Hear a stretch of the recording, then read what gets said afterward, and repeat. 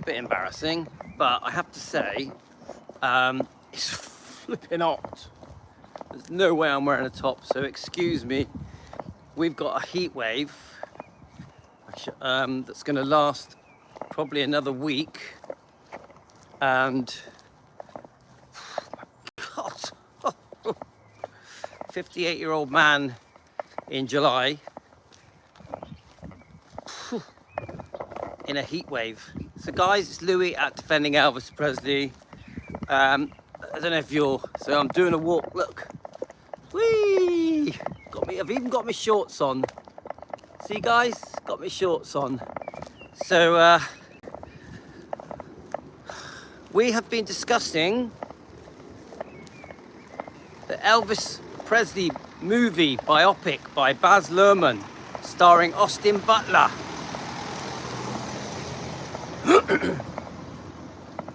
Right, I'm going to try and go the back, take some back routes. Now I think we're on Defending Elvis Presley. I'm pretty sure we are. No one knows I'm here because I haven't told anyone on the live streams or I'm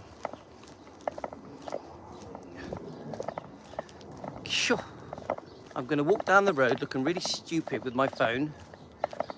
Everyone's staring at me, calling out to me. People now have started calling out to me. Even the kids come running over to me. Are you that YouTuber? And then when they go to me, oh, what are you doing? I'm like, well, I run some channels called Defending Elvis. And they're like, oh, right. Some of them don't even know who Elvis is, which is quite amusing. Oh, Jane just sent me a coffee. Oh, Jane, that's so nice. Jane, thank you, Jane. Thank you very much. So, let's talk about the biopic. I'm going to do some more episodes on the biopic on the laptop, on Elvis Presley Fan on Keto. I may even do one on Elvis long lost footage, Elvis Presley long lost footage as well. We're going to be on this topic for, I think, it could be 2 to 3 days. It's such a complicated topic. Let me let the police go by. So we're gonna be doing this topic for 2 or 3 days, guys, and I'll tell you why. There's too many characters in it that we have to try and understand. Obviously, the number one character to me, is Austin Butler. His portrayal, the way that he tried to do it, the rehearsals that he did. Let me just get past these people.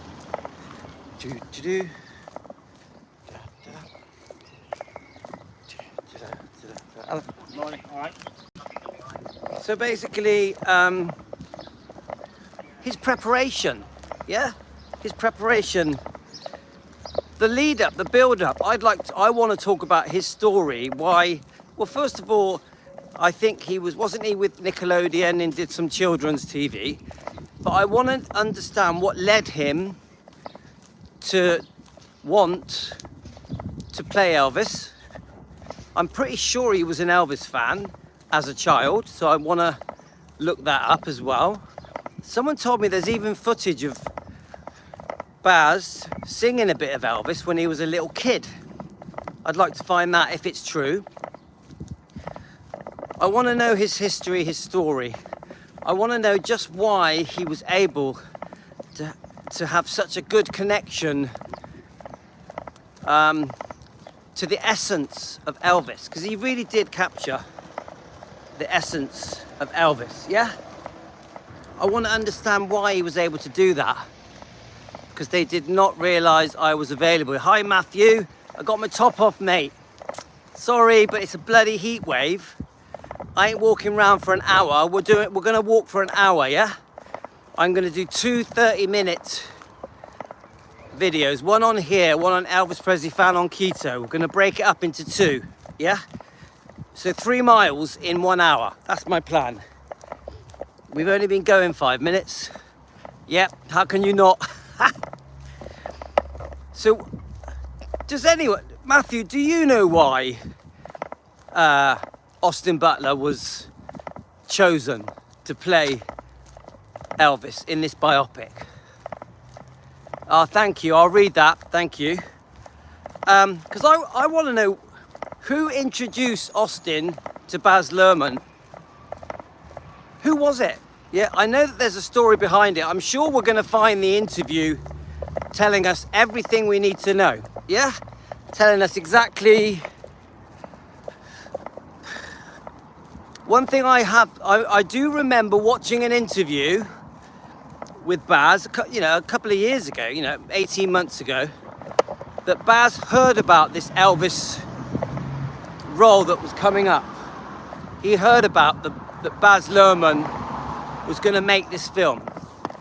Baz decided, I think it might have been through COVID, I don't know the details, but Baz decided massively that he wanted to do it.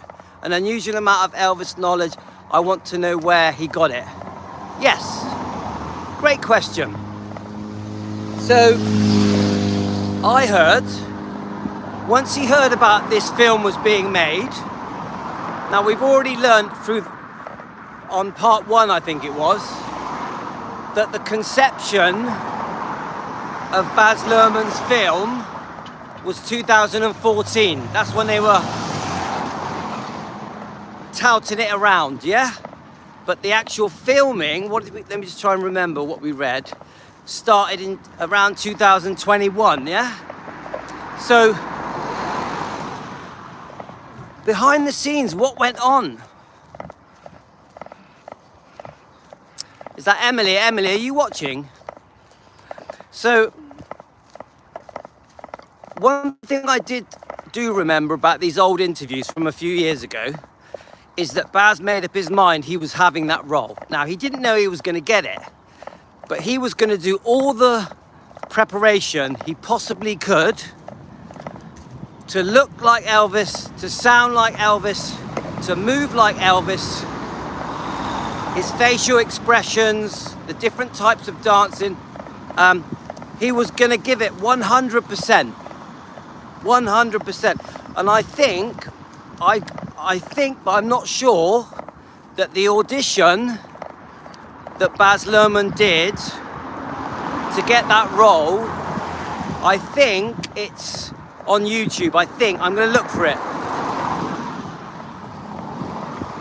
The amazing thing that I remember from this interview, he didn't know he was going to get it. Austin used an actor's studio approach to the role. He didn't know he was going to get it. He did not know. Now, my memory, this is just all from memory, guys, I could be wrong, because I did watch a lot of interviews. I have done some lives and videos on the Baz Luhrmann film. 1 second, guys. All right. I have done some lives and some videos on the Baz Luhrmann film and quite a lot of shorts. If you look them up, they're all there. I did them before I became Defending Elvis, so you might even see me, you might be surprised the things I say, because it was obviously when I changed to Defending Elvis, the research I did changed my mind on a lot of things, yeah? So my older videos that are sort of a year and a half and back ago, I do have different views. I'm not defending. Defending came about because of the subscribers to my channel, encouraging me to learn more about Priscilla and her wrongdoing, the Memphis Mafia, their wrongdoing. It was, we became defending because of the comments in my YouTube channel. So anyway, that's a different story. So I wonder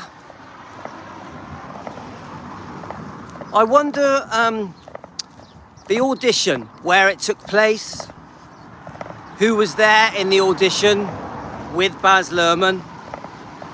I'm pretty sure that Tom Hanks had already signed on. I did see an interview where once they talked Tom Hanks into playing Colonel Tom Parker, really that set the deal, that sealed the deal. obviously they have to raise a lot of money. The studios have to invest a lot of money. It's still a gamble. It wasn't a certain thing. It wasn't a dead cert that this film would do well, yeah? So the point I'm trying to say, guys, is, you know, it's a business venture, isn't it? Let's make a movie about Elvis. It's a business venture. So they had to get the studios to go, yeah, let's go for it. And I think Tom Hanks agreeing to play the Colonel was the clencher, the deal clencher. Had dinner with Priscilla. Yeah, so I do know that Priscilla was involved in this process. I've seen the interviews. I think Baz Luhrmann was quite clever with Priscilla. He made her think she was quite involved, but still did a lot of the things that he wanted to do. But I will say this, the girlfriends were kept out, weren't they? There were certain characters kept out, and I think that happened to please Priscilla. I do think Baz Luhrmann felt that he needed Priscilla on side for this movie to be successful, and Lisa Marie. I do think part of Baz Luhrmann's plan was, I must get Priscilla and Lisa to back me on this. It was, I do think for him it was the difference between make or break. Even though we as fans have very strong issues where we're upset with Priscilla. So yes, I want to make this clear, guys. There are many things in the Baz Luhrmann film I don't like, but don't get me wrong. I think you're right, Matthew. For it to be successful, I think you're right. But don't get me wrong, guys. There are many things in that film that I do like a lot. Obviously, just, you know, typical example is the way he looked and in the '68 comeback. The way was it 1969? It's the first shows at Vegas. He did a good job of that, didn't he? Baz and Austin, it just was amazing. The childhood stuff, I'm so glad that he wanted to introduce how Elvis was influenced by different kinds of music. You know, Shake Rag, making us understand Shake Rag, which was a nickname, wasn't it? A nickname for an area near Tupelo where Elvis lived. And they called it Shake Rag because the people that lived in the houses, mainly black, they would shake their rags to dry their washing. Yeah? Is that right, Matt? You're an expert on all that. God, the sun's trying to see your comments, but it's dark. The sun's making it all dark. Anyway, here we go, here we go. Sorry, guys, to anyone joining, I'm sorry I got my top off. It's a heat wave in England. I have no choice. Anyway, this is what I was trying to say. I tell you what, it's beautiful. I've even got my shorts on. Shorts. It's like I'm on holiday. It's England. I feel like I'm in Spain. Anyway, as I was saying,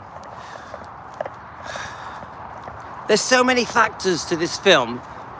The centre of the Tupelo tourist. Sorry, I missed that.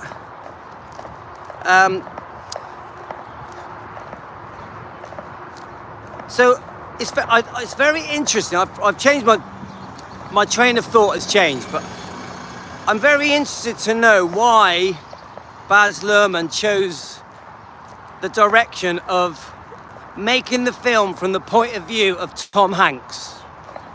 Not Tom Hanks. Colonel Tom Parker. But yeah, Tom Hanks played him. That's interesting to me. Yeah. Because he didn't have to choose that. I actually don't think it was a bad idea. You're catching up, Emily. Come on, we all were eager to see this film come out, weren't we? The anticipation was hot to trot. Now, I just want to say, I'm not against this film. I'm not against this film. Please don't think I am. I think this film did a lot of good for Elvis. Parker never wrote a book, so creative. Yeah. Oh, that's good, Emily. Would you make Elvis a good Elvis? Hi, Lorna. Matt, you would make a good Elvis. Yeah. Matt can do it. So, as I'll say, so he chooses the direction to make it from the point of view of Colonel Tom Parker. But actually, if you watch the film, yeah, there's many bits in there where Colonel Tom Parker is telling his story. But there's some parts of the film. Why are we watching it? We're watching Austin Butler try and recreate Elvis. You know, right at the beginning, where he's all in pink and he's really nervous. And someone shouts out, what do they shout out? He shouts out, get a haircut. Yeah, is that what he says? Get a haircut, fool, or something like that? So he's put on the spot. Elvis is on the spot, and he's like, I'll show him. So he starts to move his body. He gives him that. This is the bit where Austin Butler captures the essence of Elvis. He gives him that sexy look. And then wham bam, starts shaking his legs. And the rest is history of the Baz Luhrmann film. You see the audience, you see the girls screaming. Hi, Frederick. We're having a Baz Luhrmann Elvis movie day, but I think it's going to last 2 days. This is part 3. And then that sets the stage for the whole film. We're on a roller coaster ride then, aren't we, guys? Don't forget, you also have the Shake Rag, the Tupelo stuff in Mississippi. It's trying to give us a backstory, Elvis's childhood, with his mum and dad. You know, his humble beginnings in Tupelo, in his shotgun house and on Sotillo Road, all that kind of stuff. It gives us the build-up of that. It shows us the influence, the musical influences that Elvis had. And there were many, yeah, there were many. Obviously the church and gospel, rhythm and blues, all that. And, you know, the buying of the guitar, yeah. So, I think the film is made in a way to, let me just get past these people a minute.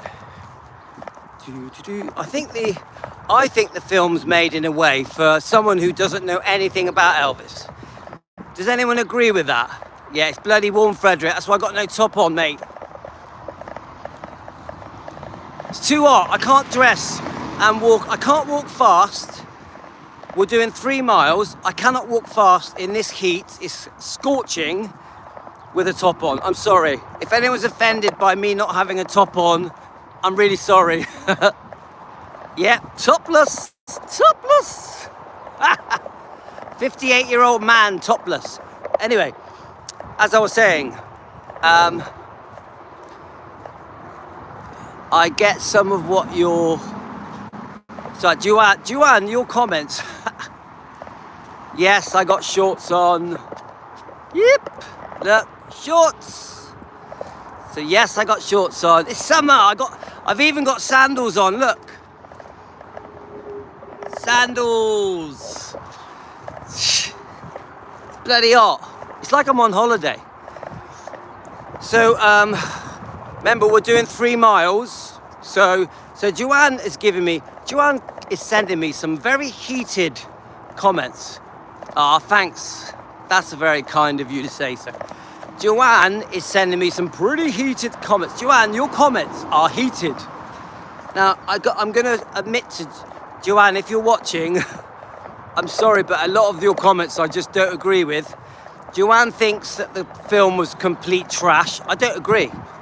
I think the film did a lot of good for Elvis. I think it really, really did relaunch Elvis around the world in a very positive way.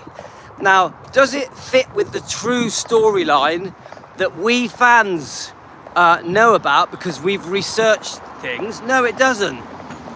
But does it remind the world just how great Elvis was, how he is the greatest entertainer that has ever lived. Yes, it does. 100% it does that. Yeah? And that is why I will always praise the film. I'll never like the way that Gladys and Vernon are portrayed. I'll always think that the Memphis Mafia stuff just looks silly. They're all jumping around, dancing, being silly. So Emily, you didn't like it. Yeah, but Emily, you're old school. Emily, can I just say, you remind me of Joanne, yeah?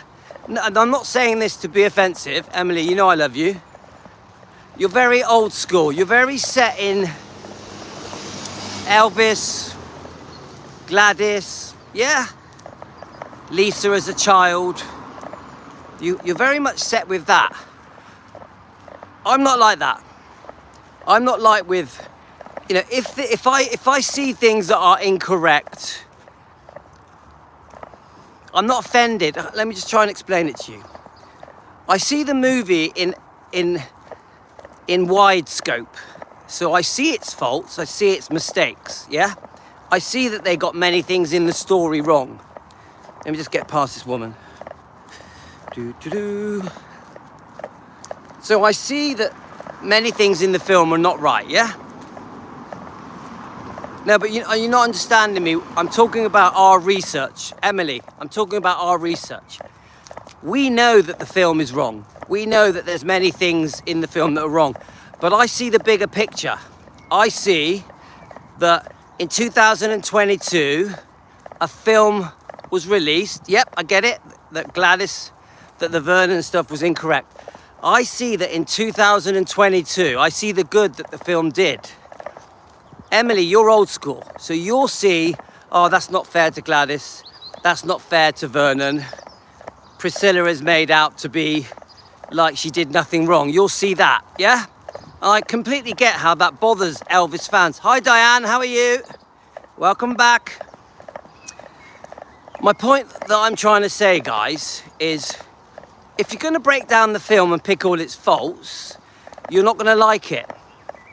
If you look at the film and what good it did for Elvis, you will like it, because it did relaunch Elvis to the masses.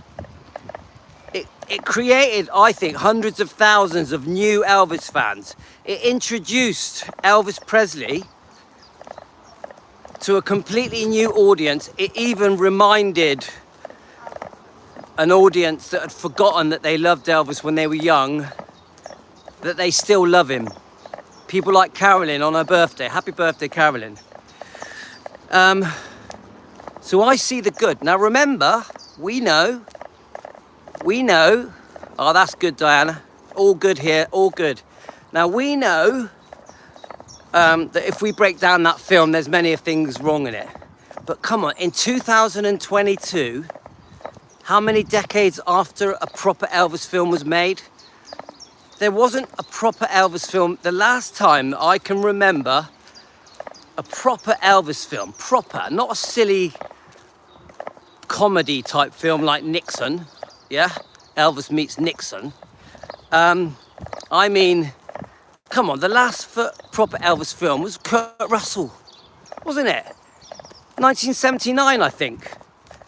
So you got to think this way, Emily. 40 odd years, how many years later? Let's work it out. So if Kurt Russell's film was around 1980,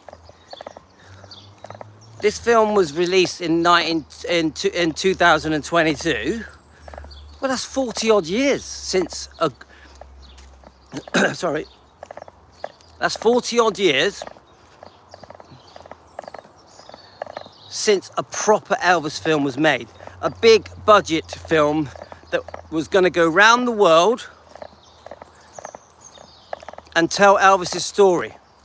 Because one thing I do think about this film is that it tried to tell the story as if you knew nothing.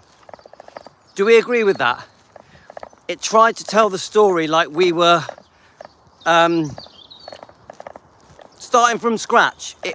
It was very much told for people that don't know the story of Elvis. So if you were like a teenager and you're watching the Baz Luhrmann film and Austin Butler, who was a great choice, yeah? I love the way Austin played Elvis. If you're watching that film for the first time and you're not really an Elvis fan, you just watch it because it's on the cinema, it's on Netflix, you're gonna know how fantastic and amazing Elvis is. Yeah, that's it, Emily. We know the truth, so we see it differently. So we react to it differently. That's it, Emily. But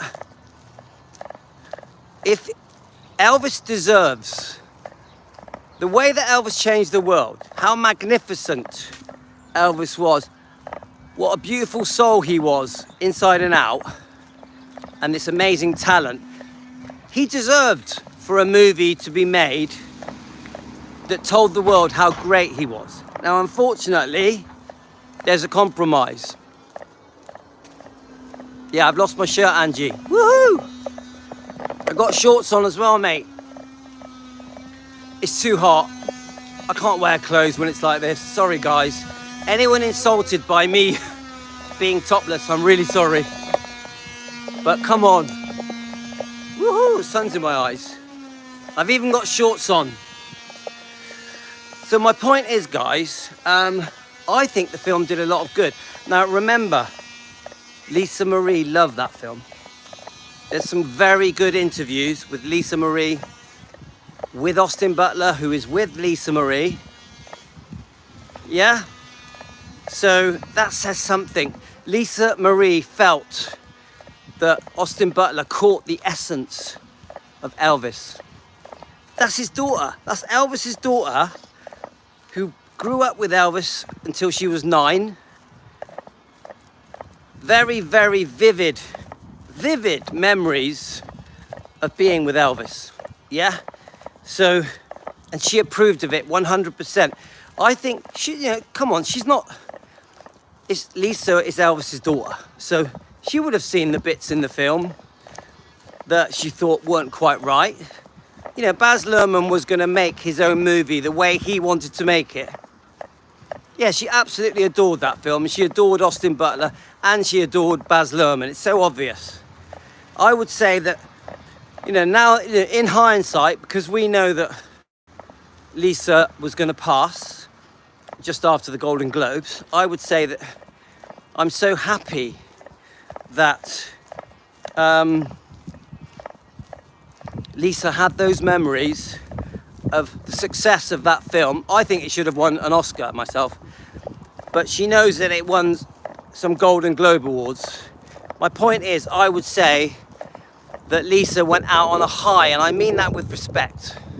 I mean that with respect, guys. Lisa went out on a high with the success of Baz Luhrmann's movie biopic starring Austin Butler and Tom Hanks. She went out on a high. So guys, I'm quickly switching over to Elvis Presley Fan on Keto. I'll be 30 seconds. Elvis Presley Fan on Keto in 30 seconds. See you later, alligator.